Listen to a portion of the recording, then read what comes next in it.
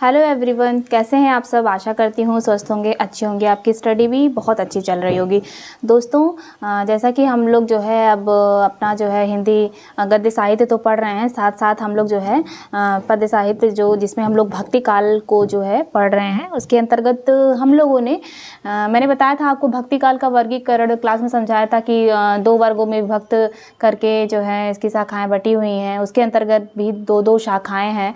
तो जो निर्गुण और सगुण भक्ति मैंने बताया था, तो निर्गुण भक्ति के अंतर्गत संत काव्यधारा और प्रेम दूसरा है जो है प्रेम मार्गिक काव्यधारा, उसको जो है दोस्तों हम लोगों ने अच्छे से पढ़ा। उसके अंतर्गत जितने भी महत्वपूर्ण कवि हैं, लगभग जितने भी जो है दोस्तों से उस पॉइंट से प्रश्न बन सकते हैं, मैंने तो आपको करा भी दिया है और साथ में प्रश्न भी सॉल्व कराया है। तो जो लोग भी मेरे इस चैनल पे पहली बार आए होंगे वो प्लीज़ जाके सब्सक्राइब ज़रूर कर लें। सब्सक्राइब करने के साथ साथ बेल आइकन बटन पे ज़रूर क्लिक करें, ठीक है। तो फिर उसके बाद दोस्तों हम लोग जो है अब सगुण भक्ति काव्यधारा को पढ़ेंगे। सगुण भक्ति काव्यधारा के अंतर्गत 2 जो है शाखाओं में बटी हुई है। वो एक है कृष्ण भक्ति काव्यधारा, दूसरा है राम भक्ति काव्यधारा, ठीक है। तो हम लोग जो है कृष्ण भक्ति काव्यधारा को पढ़ेंगे।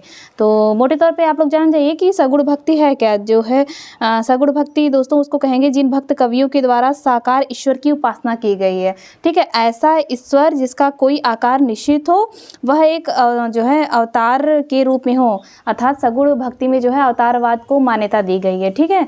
तो और ऐसे कवि जो उनके द्वारा ग्रंथ लिखे गए हैं वह जो है सगुण भक्ति कवि कहलाए।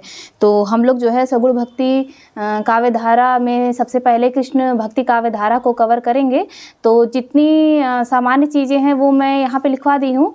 फिर उसके बाद दोस्तों हम लोग जो है एक एक करके सारे कवियों के बारे में अच्छे से पढ़ते हुए चलेंगे। लेकिन जो अभी मैं आपको इस पहले पेज में जो भी इम्पोर्टेंट पॉइंट है वो आप लोग ज़रूर पढ़िएगा, ठीक है। तो इस तरीके से हमारा जो है भक्ति काल बहुत अच्छे से तैयार हो जाएगा। तो देखते हैं क्या है पहला पॉइंट। इसमें कृष्ण को भगवान विष्णु का अवतार मानकर उपासना की जाती है, ठीक है। किसमें? कृष्ण भक्ति काव्यधारा में कृष्ण को जो है विष्णु का अवतार मानकर इनकी उपासना, इनकी भक्ति की जाती है, ठीक है। और मैंने बताया था आपको कृष्ण भक्ति काव्यधारा के प्रतिनिधि कवि, कृष्ण भक्ति काव्यधारा के प्रतिनिधि कवि कौन थे? वो जो है सूरदास थे, ठीक है। और आप लोग मुझे कमेंट करके बताइएगा कि संत काव्यधारा के प्रतिनिधि कवि कौन है और सूफी काव्यधारा के प्रतिनिधि कवि, ठीक है। फिर आगे चलते हैं। कृष्ण शब्द का सर्वप्रथम उल्लेख हमें कहाँ मिलता है? ऋग्वेद में मिलता है। ऋग्वेद के 8वें मंडल, ठीक है, 10 मंडल हैं, तो 8वें मंडल में जो है 85 सूक्त के रचयिता के रूप में मिलता है। लेकिन भगवत स्वरूप कृष्ण नहीं है, ठीक है। अब भगवत स्वरूप जो है कृष्ण का सर्वप्रथम उल्लेख कहाँ मिलता है? तो दोस्तों ये जो है कौशिकी ब्राह्मण और छांदोग्य उपनिषद में मिलता है, ठीक है। तो ये दोनों पॉइंट जो है आप लोग बारीकी से समझिएगा। क्या है, एक बार मैं फिर से रिवाइज कर दे रही हूँ कि कृष्ण शब्द का सर्वप्रथम उल्लेख ऋग्वेद में मिलता है, लेकिन भगवत स्वरूप कृष्ण का जो है सर्वप्रथम उल्लेख कौशिकी ब्राह्मण और छांदोग्य उपनिषद में मिलता है। फिर दोस्तों अगला जो है पॉइंट मैंने क्या लिखा हुआ है, कृष्ण के 2 रूप में जो है दोस्तों भक्ति होती थी। कृष्ण के 2 रूप में भक्ति, पहला जो है लोक रक्षक कृष्ण के रूप में, दूसरा लोक रंजन कृष्ण के रूप में। तो लोक रक्षक जो कृष्ण हैं वो जो है हमें किस में मिलते हैं? वह जो है हमें गीता और महाभारत में ऐश्वर्यमय के रूप में मिलते हैं, ठीक है। गीता महाभारत में कृष्ण को लोक रक्षक कृष्ण कहा गया है। और लोक रंजन कृष्ण पुराणों में मिलते हैं जो है माधुर्यमय के रूप में, ठीक है। तो आप लोग जो है ये भी याद रखिएगा, लोक रक्षक कृष्ण, लोक रंजन कृष्ण, कृष्ण के 2 रूप हैं, ठीक है। फिर अगला क्या है कि कृष्ण की प्रेमिका राधा का सर्वप्रथम उल्लेख हमें किस उपनिषद में मिलता है? तो गोपाल तापनी उपनिषद है, वहाँ पे हमें जो है राधा का सर्वप्रथम उल्लेख मिलता है। तो फिर अगला पॉइंट क्या है, कृष्ण भक्ति काव्य का आधारभूत स्रोत क्या है? ये दोस्तों ये भी इम्पोर्टेंट है। वैसे तो मैं जो इम्पोर्टेंट मतलब सारा पॉइंट है वो तो इम्पोर्टेंट ही लिखवाई हूँ, कुछ भी एक्स्ट्रा इसमें फालतू नहीं कि आपका भी टाइम वेस्ट हो। एग्ज़ाम के पॉइंट ऑफ व्यू से सब पॉइंट इंपॉर्टेंट है। तो सब कुछ जो है दोस्तों आप लोग लास्ट तक जो है बने रहिए, आप खुद देखेंगे आप कितना अच्छा जो है मैं ये नोट्स जो है आप लोग के लिए तैयार की हूँ। तो अब मैंने क्या बताया दोस्तों पॉइंट, कृष्ण भक्ति काव्य का आधारभूत स्रोत क्या है, श्रीमद् भागवत पुराण। ठीक है, ये आप लोग जो है याद रखिएगा, श्रीमद् भागवत पुराण जो है कृष्ण भक्ति काव्य का आधारभूत स्रोत है। अगला पॉइंट क्या है दोस्तों कि राधा का प्रथम वर्णन हाल। ठीक है, राधा का प्रथम वर्णन हॉल की प्राकृत रचना गाथा शतसई या गाथा सप्तशती भी कहते हैं में हुआ है। ठीक है, तो देखिए इधर वर्णन आपको तो पता चल गया किस रचना में, गाथा सतसई या गाथा सप्तशती किसकी है, हॉल की रचना है। ठीक है, इसमें जो है राधा का सर्वप्रथम वर्णन मिलता है, और मैंने इधर क्या बताया था उपनिषद के रूप में ना, कृष्ण की प्रेमिका राधा का सर्वप्रथम उल्लेख गोपाल तापनी उपनिषद में मिलता है। तो दोस्तों उम्मीद करते हैं इतना आप लोग को जो है अच्छे से समझ में आ रहा होगा, इसीलिए मैं पहले जो है कृष्ण भक्ति काव्य धारा के जितने भी इंपॉर्टेंट पॉइंट हैं पहले मैं वो लिखी हूँ, आप लोग उसको पढ़ते चलिए, फिर बाद में अभी आप देखेंगे कि जितने भी महत्वपूर्ण संप्रदाय हैं उसमें कौन कौन से जो है कवि हैं, किन संप्रदाय के प्रवर्तक हैं, फिर उनके बारे में डिटेल्स अच्छे मैं आगे चर्चा की हूँ। इसीलिए मैं बोल रही हूँ दोस्तों आप लोग ये जो है क्लास पूरी लास्ट तक देखिएगा। ठीक है, अब ये देखिए अगला पॉइंट क्या है कि संस्कृत साहित्य में सर्वप्रथम अश्वघोष। ठीक है, अश्वघोष के बुद्ध चरित, अश्वघोष की रचना क्या है, बुद्ध चरित। इसमें जो है कृष्ण लीला का उल्लेख है। तो दोस्तों प्रश्न किसी भी प्रकार से पूछे, ठीक है, कृष्ण शब्द का सर्वप्रथम उल्लेख कब हुआ, ठीक है, किस उपनिषद में हुआ, भगवत रूप में किस जो है उपनिषद में हुआ, और संस्कृत साहित्य में कैसे हुआ, तो मैं यहाँ पे लगभग सारा लिख दी हूँ एक ही जगह, तो आपको ज़्यादा दिक्कत नहीं होगी कृष्ण भक्ति काव्य धारा को पढ़ने में। और बाकी जैसे मैं हमेशा कहती हूँ कि आप अपना एक्स्ट्रा नॉलेज का जहाँ से भी ले सकते हैं वहाँ से लीजिए, लेकिन मैं पूरी कोशिश की हूँ, मैं इस नोट्स के माध्यम से आपको जो है एक स्मार्ट नोट्स एक ये है मेरा जो है दोस्तों आप लोग से शेयर कर रही हूँ। आप लोग इसको जो है पढ़ेंगे, आप ज़रूर आपको जो है एग्ज़ाम की तैयारी आपके जो है करने में काफ़ी लाभदायक सिद्ध होगा। तो अगला पॉइंट क्या मैंने बताया कि संस्कृत साहित्य में सर्वप्रथम अश्वघोष के बुद्ध चरित्र में कृष्ण लीला का वर्णन है। फिर अगला क्या है कि हिंदी में, अब ये देखिए संस्कृत साहित्य हो गया, अब हिंदी में पढ़ लेते हैं लगे हाथ। हिंदी में कृष्ण काव्य के प्रवर्तन का श्रेय मैथिल कोकिल, ये उपाधि है दोस्तों हम लोग आदिकाल में पढ़े थे, मैथिल कोकिल विद्यापति को है। ठीक है, क्या है, हिंदी में कृष्ण काव्य के प्रवर्तन का श्रेय जाता है विद्यापति को। ठीक है, इनकी रचना है विद्यापति की पदावली, इसी पदावली के आधार पे तो इनकी प्रसिद्धि हुई थी। ठीक है, और में वर्णित है जिसमें राधा कृष्ण के प्रेम लीलाओं का मादक चित्र अंकित किया गया है सर्वप्रथम। ठीक है, अब प्रश्न अगर ये आया कि हिंदी में सर्वप्रथम कृष्ण काव्य का प्रवर्तन का श्रेय किसको जाता है, तो जाता है वह विद्यापति को। ठीक है, विद्यापति की कौन सी रचना, विद्यापति की पदावली। और आप लोग मुझे कमेंट करके ये भी बताइए, जैसे कि मैथिल कोकिल तो है ही इनकी उपाधि, और भी विद्यापति की काफ़ी सारी उपाधियाँ रही है, तो आप लोग मुझे कमेंट करके बताइए ताकि मुझे भी लगे ना कि हाँ आप लोग की तैयारी बेस्ट चल रही है। और फिर अगला क्या है कि कृष्ण भक्ति के विविध संप्रदाय। तो दोस्तों यहाँ से भी प्रश्न बढ़िया बनता है, तो मैं जो है लगभग अभी तो जैसे कि अभी आप देखेंगे संप्रदाय, जैसे कि वल्लभ संप्रदाय आप देख रहे होंगे, वो मैं आपको पढ़ाने वाली हूँ वल्लभ संप्रदाय। तो मैं दोस्तों कोशिश की हूँ कि अभी जैसे मैं अभी आपको बताऊँगी किसके प्रवर्तक वल्लभाचार्य, तो इनसे संबंधित जितने भी हैं भक्ति काल में प्रश्न बनते हैं या इनसे संबंधित जितने भी पॉइंट हैं वो मैं इसी संप्रदाय के अंदर कवर करूँगी। वो कैसे करूँगी तो आपको जो है अब आप पढ़ते रहिए, आगे देखिए मैं कैसे आपको कवर करती हूँ वल्लभाचार्य से संबंधित जितनी भी पॉइंट हैं दोस्तों, एक भी नहीं छूटेगा, बस आप देखते रहिए क्लास को। तो पहला है दोस्तों कृष्ण भक्ति काव्य के संप्रदाय के अंतर्गत वल्लभ संप्रदाय। ठीक है, जो है वल्लभ संप्रदाय, तो इसके प्रवर्तक कौन है, इसके प्रवर्तक हैं वल्लभाचार्य। ठीक है, फिर जो है दोस्तों अब आता है इनका जन्म 1535 विक्रम संवत में हुआ था। ठीक है, फिर वल्लभ संप्रदाय के प्रवर्तक जो वल्लभाचार्य हैं, इनकी पत्नी का नाम है मधु मंगल। पुत्र, इनके 2 पुत्र थे, गोपीनाथ और विट्ठलनाथ। ठीक है, विट्ठलनाथ का नाम तो आप अभी देखेंगे भक्ति काल में जो है बहुत बार मिलता है भी, इनकी प्रसिद्धि भी है, और किस कारण से है वो मैं आपको आगे बताऊंगी। ठीक है। तो वल्लभाचार्य जी के कितने पुत्र थे? 2 पुत्र थे, एक गोपीनाथ और विठलनाथ। इनका दार्शनिक मत क्या था? ठीक है, इनका दार्शनिक मत या सिद्धांत कहेंगे, इनका था यह शुद्धाद्वैतवाद, जिसे पुष्टि मार्ग भी कहते हैं। तो दोस्तों आप लोग जो है इनका दार्शनिक मत भी याद रखिएगा। एग्ज़ाम में जो है पूछता है, कृष्ण का भक्ति काव्य के जो है जो भी संप्रदाय के प्रवर्तक रहे हैं उनका जो है दार्शनिक मत भी पूछता है एग्ज़ाम में, मिलान करने के लिए दे देता है, या कभी कभी ऐसे ही सिंगल पूछ देता है। तो आप लोग जो है याद रखिएगा, पुष्टि मार्ग या शुद्धाद्वैत किसका है? ये वल्लभाचार्य का। इनका जन्म स्थान 1535 विक्रम संवत जो कि रायपुर जिले के चंपारण गांव में हुआ था। चंपारण नामक गांव में हुआ था। इनकी मृत्यु हुई थी 1587 विक्रम संवत में। और वल्लभाचार्य जी के गुरु कौन थे? वल्लभाचार्य जी के गुरु थे विष्णु स्वामी। फिर इनकी प्रमुख रचनाएं, जो कि भाई यहाँ से भी तो प्रश्न बनता है, जितनी रचनाएं मैं लिखी हैं दोस्तों, 1 2 3 4 5, पाँचों रचनाएं बहुत इंपॉर्टेंट है। ठीक है, रट लीजिएगा एकदम, क्या रट लीजिएगा ये। ठीक है, और वल्लभाचार्य की रचनाएं कौन कौन सी हैं?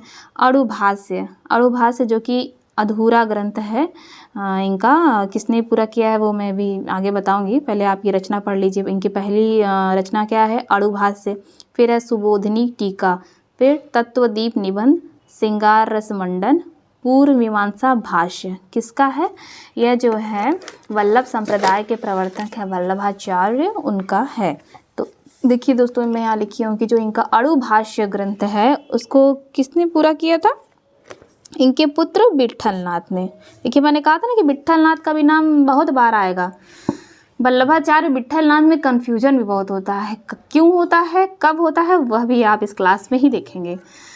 और देखिएगा, क्योंकि मुझसे भी बहुत ज़्यादा कन्फ्यूजन हो ही जाता है विठलनाथ वल्लभाचार्य में, लेकिन इतनी बार मतलब हम भी पढ़ते ही रहते हैं, रिवीजन करते थे। दोस्तों रिवीजन करने के लिए इसे बोलते हैं, अगर रिवीजन नहीं करेंगे तो आप 1 महीना बाद तो भूलेंगे नहीं, लेकिन ये है कि अब 4 ऑप्शन देगा तो वही है कि कन्फ्यूजन, राम भरोसे ऑप्शन लगेगा फिर।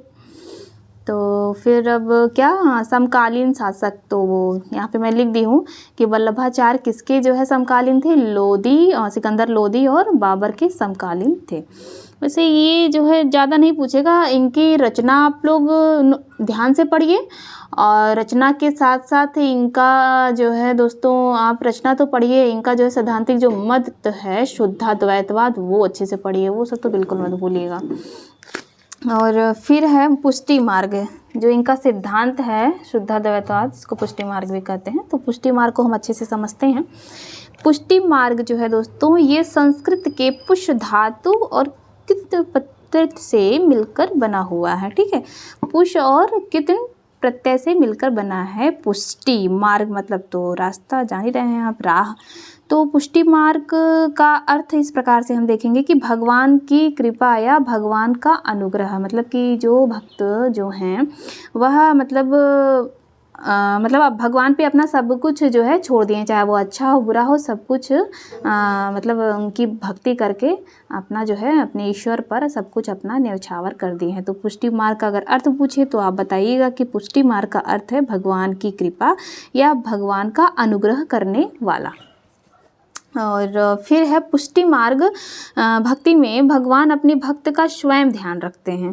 ठीक है, अब देखिए यहाँ से जो है दोस्तों अभी तो हाँ, फिर अगला क्या है कि पुष्टि मार्ग। पुष्टि मार्ग भक्ति 2 तरीके से होता है, एक साधन रूप में, एक साध्य रूप में। जो लोग भी मेरी लगातार क्लास देखते होंगे उनको जो है मैंने बताया था कि साधन, साध्य और साधक किसे कहते हैं। ठीक है, तो उसको मैंने आपको बताया था, तो आप समझ रहे होंगे। फिलहाल यहाँ देखते हैं कि पुष्टि मार्ग भक्ति के 2 तरीके हैं। पहला है साधन रूप, इसमें जो है भक्त प्रयत्न करता है, और फिर दूसरा है साध्य रूप, इसमें जो है भक्त सब कुछ विसर्जित करके भगवान की शरण में चला जाता है। साधन रूप में मतलब क्या है कि गृहस्थ जीवन में रहकर भी जो है भगवान की भक्ति में लीन रहता है, और साध्य रूप में जो है वह सब कुछ अपना त्याग करके भगवान के अनुग्रह में चला जाता है या भगवान के शरण में चला जाता है उनकी भक्ति करने के लिए। फिर है अगला क्या कि वल्लभाचार्य की मान्यता थी कि जब ईश्वर का अनुग्रह होता है तभी भक्ति और भगवान में अनुभूति का सूत्रपात होता है। फिर अगला क्या है दोस्तों कि पुष्टि मार्गी भक्ति में 3 प्रकार के मार्ग या जीव मतलब कह सकते हैं आप भक्त होते हैं। ठीक है, अब प्रश्न किसी प्रकार का भी आ जाए कि पुष्टि मार्गी भक्ति में कितने प्रकार के मार्ग होते हैं, तो भी आप 3 बताएंगे, जीव आए तो भी 3 बताएंगे, भक्त आए तो भी 3 ही बताना है। ठीक है, तो वह कौन कौन से जीव, भक्त और मार्ग हैं देखते हैं हम लोग। पुष्टि मार्गी भक्ति में 3 प्रकार के मार्ग, जीव तथा भक्त होते हैं, जो कि इस प्रकार हैं। पहला क्या है कि प्रवाह जीव। प्रवाह जीव, जीव का वह रूप जो संसार में पड़ा रहता है और सांसारिक सुखों की प्राप्ति में लगा रहता है, अर्थात जो है हम कह सकते हैं कि जो है कि लौकिक जो साधना रहती, लौकिक जैसे मैंने बताया था कि जैसे दोस्तों सूफियों की विशेषता एक बताई थी ना मैंने कि लौकिक प्रेम के माध्यम से अलौकिक प्रेम की जो है अभिव्यंजना। तो लौकिक प्रेम मैंने बताया था आप लोगों की जो सांसारिक प्रेम होता है और अलौकिक आध्यात्मिक प्रेम को कहते हैं। ठीक है, तो उसी प्रकार से जो प्रवाह जीव है उसमें जो है यही कहा गया है कि जीव का वह रूप जो संसार में भी मतलब लिप्त रहता है, संसार के भौतिक सुख जो है सुविधाओं में लिप्त रहते हुए भगवान की भक्ति करता है, उन्हें प्राप्त करना चाहता है। ठीक है, तो उम्मीद करते हैं दोस्तों आप लोग समझ गए होंगे कि इस जीव में किस प्रकार की भक्ति को कहा गया है। फिर अगला है कि मर्यादा जीव। मर्यादा जीव, यह जीव वेद और कर्म कांडों की विधियों से मोक्ष प्राप्त करने की चेष्टा करता है। मर्यादा जीव में वैदिक सभ्यताएं जितनी भी हैं उसमें कर्म कांड, धर्म से संबंधित जितने भी वेद हैं उनसे जो है उनको जो है फॉलो करके मोक्ष प्राप्त करने की चेष्टा की गई है मर्यादा जीव में। फिर तीसरा है पुष्टि जीव। इसमें जो है जीव ईश्वर का अनुग्रह प्राप्त कर लेता है पुष्टि जीव में। तो इस प्रकार से पुष्टि मार्ग में भक्ति के कितने प्रकार मैंने बताया, भक्ति के 3 प्रकार बताया।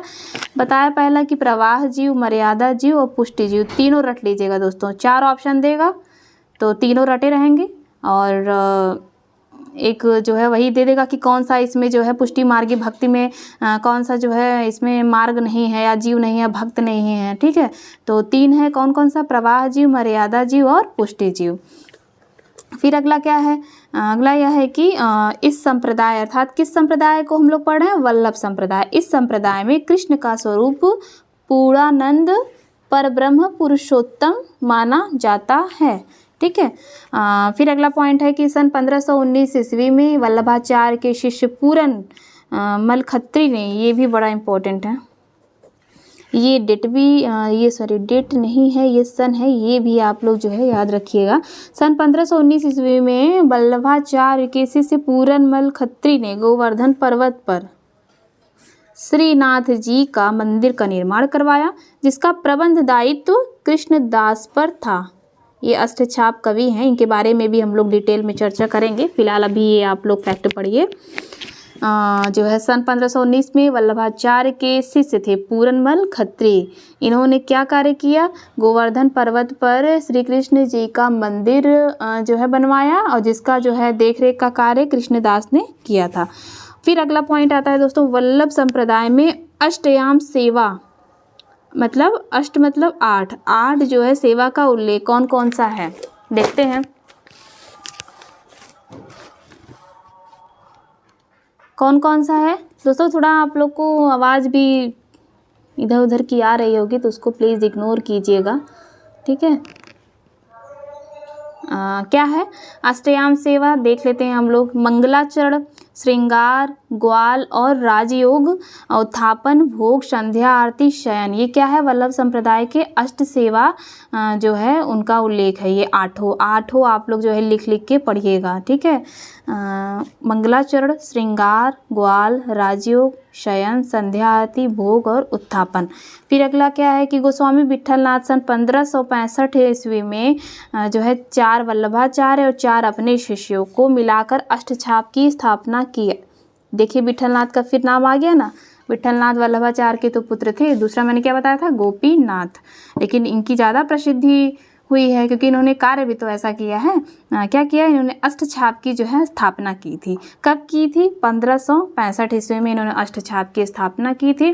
जो है किन किन जो है शिष्यों को लेके किया था इन्होंने, 4 वल्लभाचार्य के शिष्य लिए थे, 4 अपने लिए थे। ठीक, ये आप लोग जो है सन भी याद रखिएगा और किसने किया था, वल्लभा और विट्ठाचार्य में विट्ठलनाथ और वल्लभाचार्य में जो है कंफ्यूज मत होइएगा।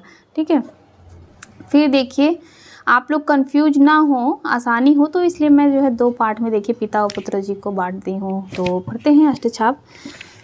देखिए, जो ये पिता थे वल्लभाचार्य, किसके पिता थे? ये थे विट्ठलनाथ के। तो वल्लभाचार्य के पुत्र कौन हुए? विट्ठलनाथ हुए, स्वाभाविक सी बात है। तो जो ये वल्लभाचार्य जी थे, इनके कितने शिष्य थे? 84 शिष्य।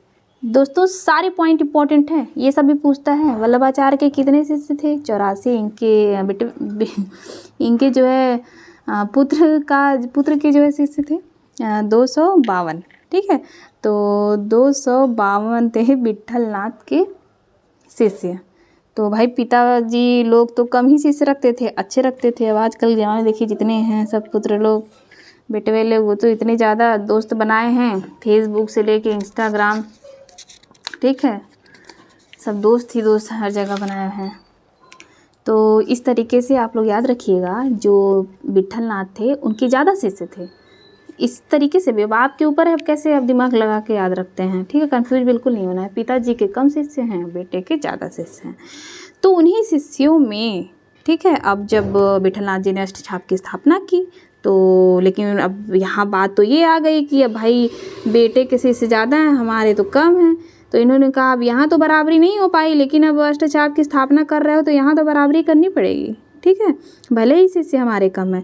तो वल्लभाचार्य के भी 84 शिष्यों में 4 शिष्य, और इन्होंने भी अपने 252 में से 4 शिष्य को लिया, तब जाके इन्होंने अष्टछाप की स्थापना की।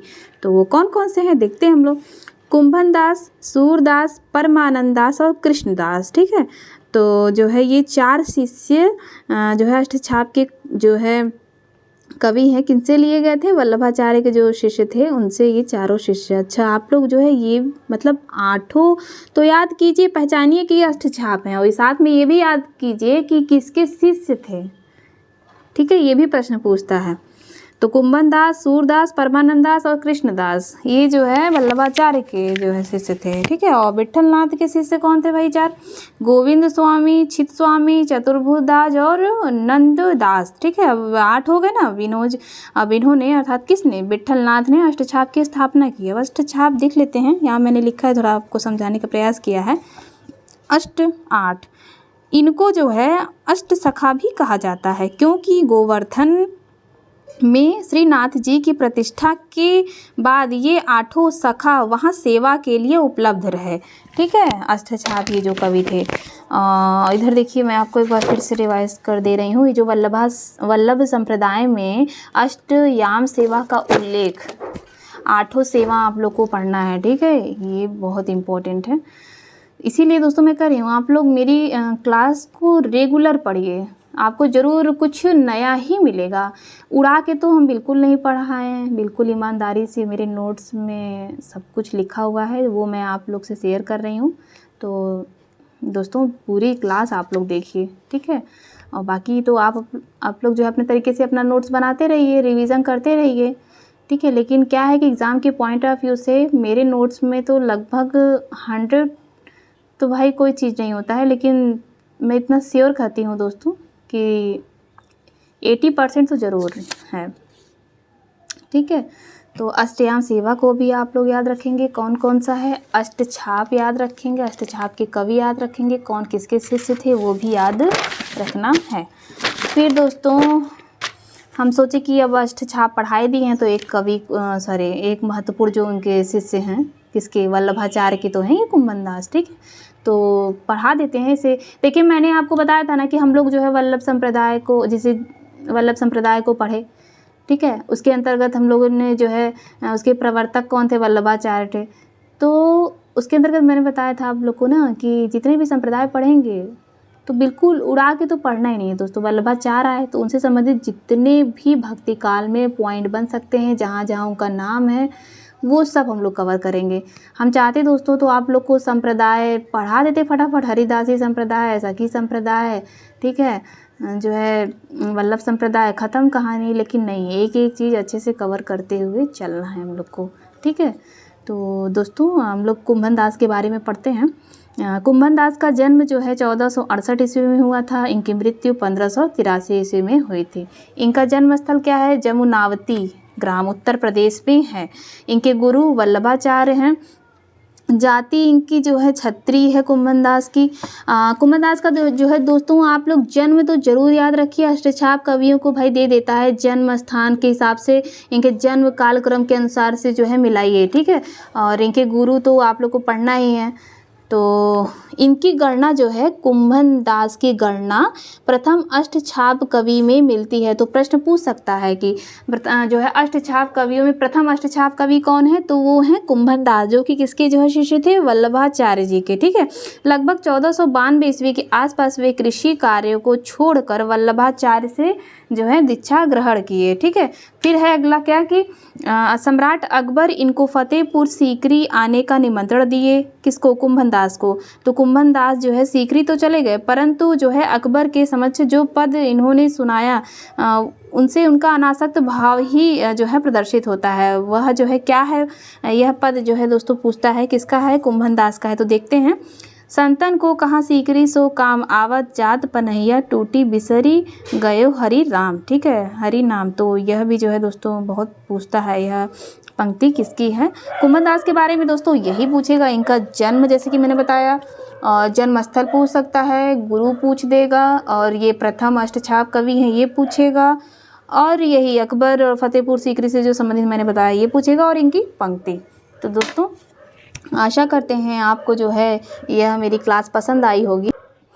तो दोस्तों आप लोग जो है प्लीज़ लाइक ज़रूर कीजिए, ठीक है, और कमेंट भी मुझे कीजिए। चूँकि दोस्तों मैं इतना मेहनत भी कर रही हूँ आप लोग के लिए, और मुझे नहीं लगता है कि इससे बाहर भक्ति काल में जो है दोस्तों जो भी हम लोग अपना शुरू से क्लास 1 से ही कवर कर रहे हैं, एक भी आपका प्रश्न छूटने वाला है। तो जैसे मैं आपको जो है पढ़ाती हूँ वो कवर हो जाता है, उसके बाद तुरंत ही मैं प्रैक्टिस पेपर सॉल्व कराती हूँ। तो दोस्तों आप लोग ऐसे अपना पढ़ते रहिए, अपनी तैयारी बेस्ट करते रहिए, रेगुलर पढ़िए, ठीक है, क्योंकि किसी भी चीज़ में सक्सेस पाने के लिए कंसिस्टेंसी बहुत ज़रूरी है, ठीक है, और फोकस, ये 2 चीज़ें तो बहुत इम्पोर्टेंट रखता है। तो दोस्तों आज की क्लास हम यही समाप्त करते हैं। कल हम लोग जो है अपना जो है कृष्ण का भक्ति काव्य धारा का पार्ट 2 ले आएंगे, उसके अंतर्गत और भी जितने महत्वपूर्ण अष्टछाप कवि हैं उनको हम लोग अच्छे से पढ़ेंगे। तो दोस्तों आज की क्लास यही समाप्त करते हैं, तब तक के लिए धन्यवाद।